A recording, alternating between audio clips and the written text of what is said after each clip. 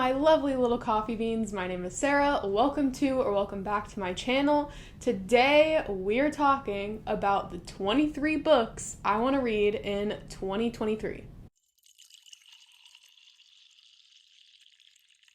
This year I have separated it into categories and I have added some stakes. So if I don't read all 23 of these books by the end of the year, then I have to unhaul them, which it sounds like, okay, 23 books, you're gonna be able to read them. But last year, I only read about half of the 22 books that I needed to read in 2022. And if I had added those stakes last year, I would have been getting rid of like 11 books. So hopefully I can get through these 23 and I won't have to unhaul anything at the end of the year, fingers crossed. But let's just go ahead and get into it. The first category is Book of the Month backlist books. I am canceling my Book of the Month subscription in January, so now is the time to get through the Book of the Month books that I already own because I will not be getting any more. First book, The Astonishing Color of After by Emily X.R. Pan. I did start this book about a year and a half ago. I think I was reading it in a 24-hour readathon, and I just never got through it, and I don't really remember that much about it, so I will be restarting it. But I do think this is gonna make me cry. I know it's about a girl whose mother commits suicide and then this bird comes into her life and she is convinced that it is her mother. So yeah, it sounds very emotional. From what I did read, I was enjoying it. I think I was just in the mindset of a 24-hour readathon and this was slow going and I didn't want it to break me in the 24 hours, so I just put it down and I haven't picked it back up since. So there's book number 1 off of my Book of the Month books. The next book in this category is Nothing to See Here by Kevin Wilson. This book is fairly short, so I don't see me not getting through it this year. I shouldn't say that too much because there were a lot of books I put on the last one where I was like, oh yeah, surely I'm gonna read that, and then I just didn't. But regardless, this is about a nanny who goes and nannies for this family, and the weird thing about these kids are that they spontaneously combust or they catch on fire whenever they get mad, and that's pretty much all I know about it, and I'm excited for it. Next book, The Death of Vivek Oji by Akwaeke Emezi. I've heard this one is very heartbreaking, very emotional, and I have been wanting to read it for a while. This will be my first Akwaeke Emezi book, and I think I own 2 or 3 of their books, this being one of them, and I might do like a taste test video where I read their books in a highlighted video because I've only heard great things about this. I expect to sob while reading this, and you guys know that I love to sob while reading books. So there you have it. LOL as I drop it. That's so bad. Okay, the next book that I want to read in 2023 is A Flicker in the Dark by Stacey Willingham. I've heard mixed things about this one, and I don't really know what it's about, but I'm just gonna go in blind. And then the last book in my Book of the Month backlist category is Tomorrow and Tomorrow and Tomorrow by Gabrielle Zevin. I just know that it's like a mix of genres. It's not really a romance, but it follows like these 2 friends who just keep meeting each other, and there's video games involved and things like that. I just expect to have a good, fun time reading this book, and I cannot wait. And then the next category is books that I'm giving a final chance. This is the last chance for me to read these books, and if I don't by the end of the year, I won't be too unhappy if I have to unhaul them. They're just on their last legs. If I do not read them this year, they are gone. They are in the dust, okay? First book we have in that category is The Diviners by Loa Bray.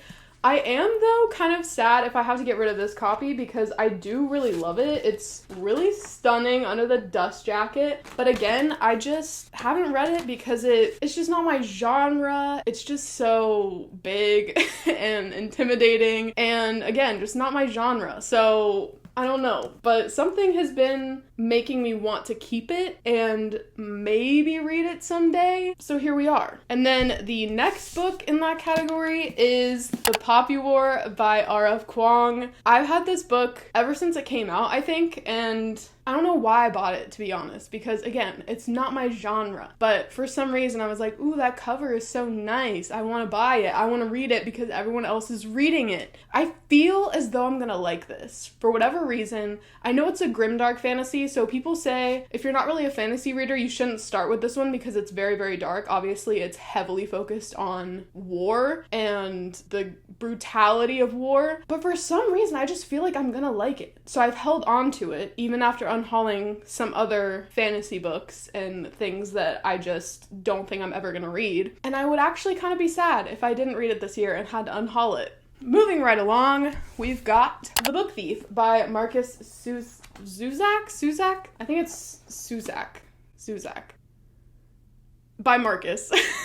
Again, this book is just outside my comfort zone in a different way. This one obviously is not fantasy, but it's historical fiction, and I don't really love historical fiction. Not to say I haven't loved historical fiction in the past, but this one, I've had it on my shelf for years, and I've just never had the pull to pick it up. But again, I've never had the pull to unhaul it, so I can't explain it, but something is just making me want to at least give it a try. I might DNF it, but who knows? Maybe I should actually tell you what this book is about before I move on to the next one. So this book is set in 1939 Nazi Germany, and it's written from the perspective of death itself, which is all I've heard other people say about it. So that's all I want to tell you about it, and that's all I need to know about it. That sounded so convoluted in my head. I don't even know if that came out right, but whatever. The next book in this category is Forbidden by Tabitha Suzuma. Again, I've had this book on my shelf for years. I got this at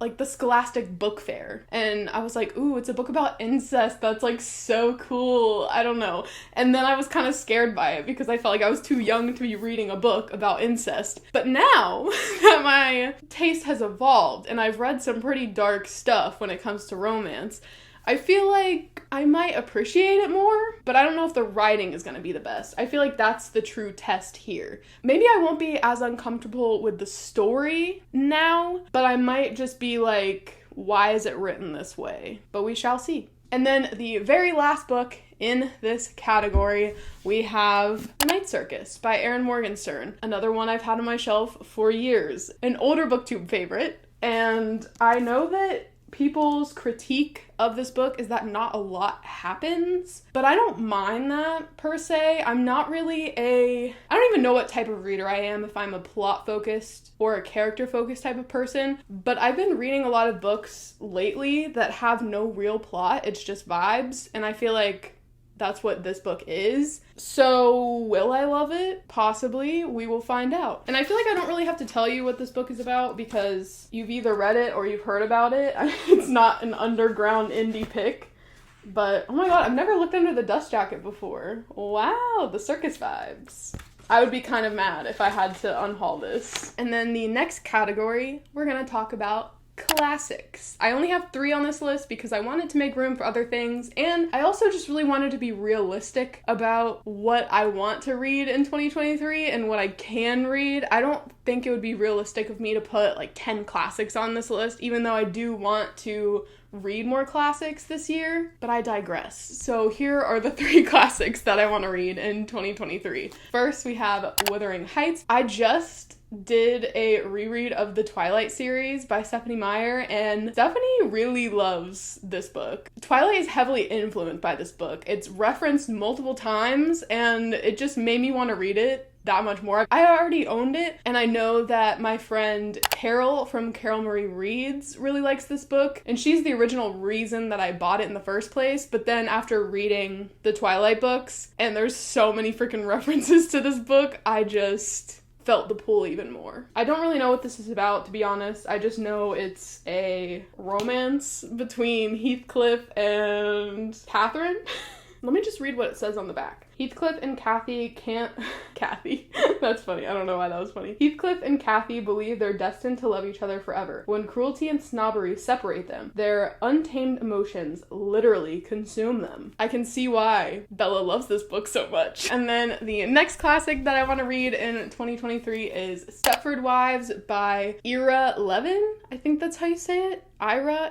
I feel like Ira makes more sense, but Ira also makes sense. I don't know. But I recently have been obsessed with the whole aesthetic of like housewives and just, I don't know how to describe it. I also recently bought Valley of the Dolls, and I feel like this just has a lot of similar vibes to those type of books where it's just men controlling women, and I just really want to read it. I really do. And I love this cover. It's so vintage and nice looking. I mean, come on. I don't want to unhaul it. And it's by the same author as Rosemary's Baby, which is amazing. It is one of those rare novels whose very title may well become part of our vocabulary. For after reading it, you will never forget Stepford and the horror it contains, and there is a certain kind of woman who from now on will be known as a Stepford wife. I'm intrigued. Count me in. And then the last classic that I want to read in 2023 is Daphne. Daphne? Am I stupid? Okay. Rebecca by Daphne du Maurier. I have also tried to read this book before, and I got about 50% into it. I was buddy reading it with a friend, and we were going to discuss once we got 50% in and then discuss at the end. And I got to 50% and then waited for them to catch up, and then it didn't happen for a while. And then when they finally caught up, I was well into other books.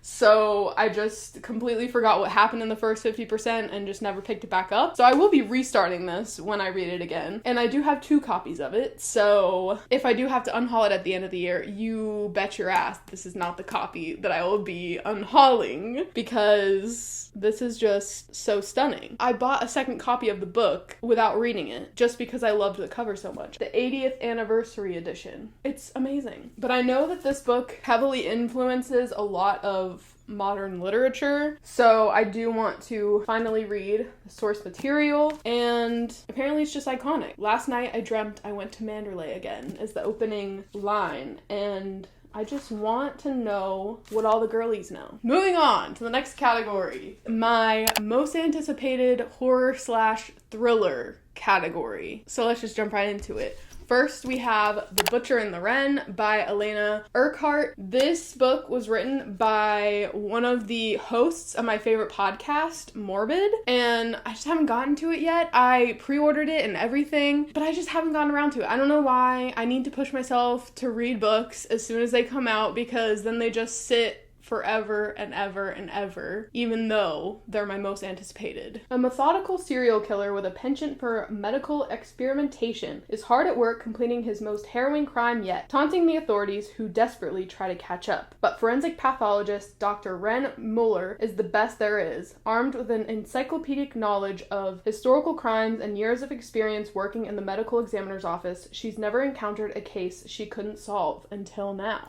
So there you have it. And then this next book, I don't know if it necessarily fits into this category, but when I look it up online, horror is the first category it comes up with, but I've heard from people who have read it that it's more like dark, magical realism. But again, I'm just putting it in this category because I felt like it probably leaned more towards horror/thriller than into the other category that I'm going to talk about next. But yeah, that's just my little disclaimer about it. And that book is All's Well by Mona Awad. And we all know Mona Awad wrote Bunny, which has a lot of people who either love it or hate it. And I don't really know what the consensus on this book is yet. I haven't looked into the reviews as much, but I know that there hasn't been as much pushback on this as Bunny, because again, people either freaking love Bunny or freaking hate it, and they'll shout it from the rooftops either way. But this one has been kind of quiet. I don't really know a lot of people's opinions about it. It follows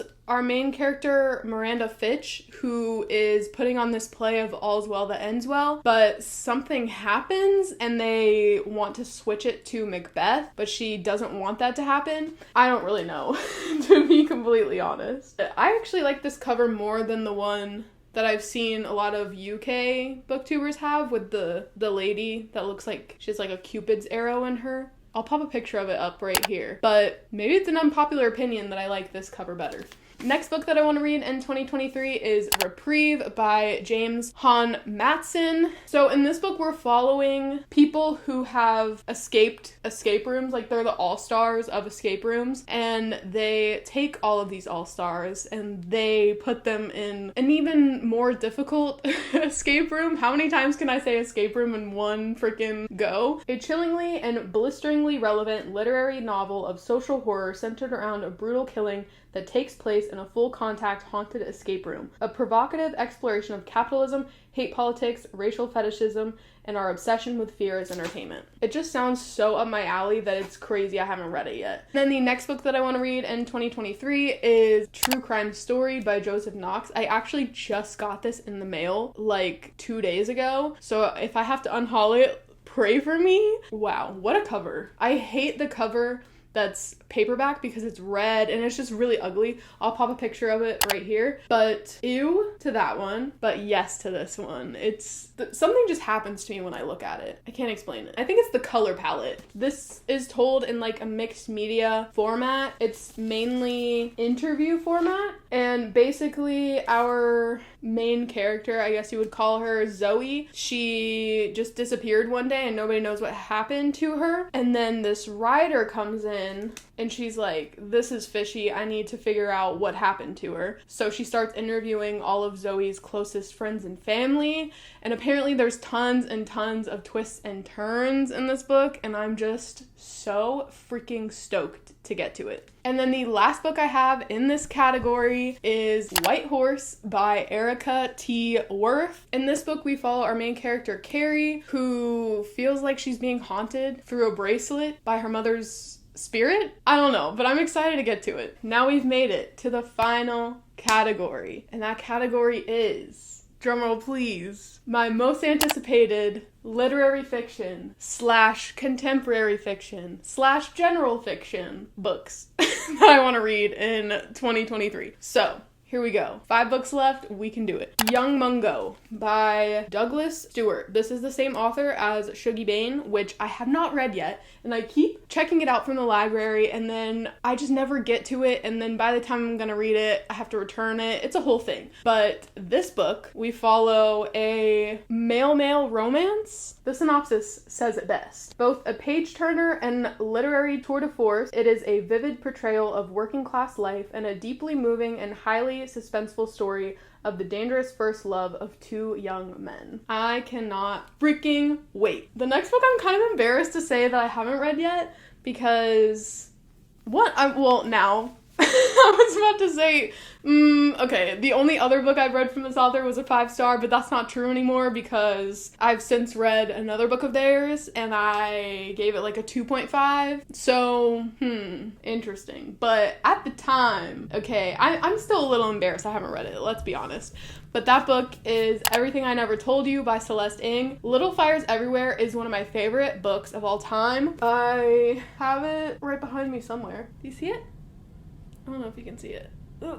Okay, whatever. But this one, I've tried to start like 2 or 3 times and I just can't get into it. What is wrong with me? But the book that I've read from Celeste Ng since reading Little Fires Everywhere and loving it was Our Missing Hearts. And, well, I think Celeste Ng only has the 3 books. So what other book could I be talking about? But either way, I read Our Missing Hearts and I didn't really like it. So now I'm even more nervous to pick this up because maybe Celeste Ng is just a one-hit wonder for me. This book follows a family who is grappling with the grief and unanswered questions surrounding their quote-unquote favorite daughter's death. And after her body is found in a lake. They don't know why she was there. They don't know if it was an accident. They don't know if it was on purpose. And it just sounds very deep and heart-wrenching. So up my alley. So I'm just confused as to why it didn't make me want to finish it the first 2 times I started it. And then the next book, Beautiful World, Where Are You? I finally read Conversations with Friends, commenced clapping. I gave it 5 stars. I really loved it. 2 out of 3 books are 5 stars. So this has to be a 5 star. I don't even care what it's about, honestly. I just need to read it as soon as possible. All right, and then second to last book, The Idiot by, I'm not even gonna try to say their name. Sorry, I don't want to butcher it. I have been wanting to read this book for a long time, and I finally just need to bite the bullet and get to it. I know it's about like a foreign exchange student. I don't know, it just has a lot to do with travel, with like friendships, with just real life experiences and college, coming of age, that type of thing, and I'm just into it. And then the very last book on this list is Cleopatra and Frankenstein by Coco Malors. I should have already read this book. Okay, I'm ashamed that I didn't, but it's gonna happen this year. I'm making it happen. You get the drill. With all these books, it's gonna happen. It must happen, or I have to unhaul them. And this is another book that is so beautiful that I just do not want to unhaul it. Don't ask me why I think this is beautiful, but I just do. I love the vibes of it. I love just everything I've been hearing about it makes me want to read it that much more. I don't think it's very plot heavy. It's more of a character study between this married couple who are having some problems. Say less. All right, that does it for the 23 books that I want to read in 2023. Thank you so much for watching this video. I love you all so much, and I will see you in my next video. Bye!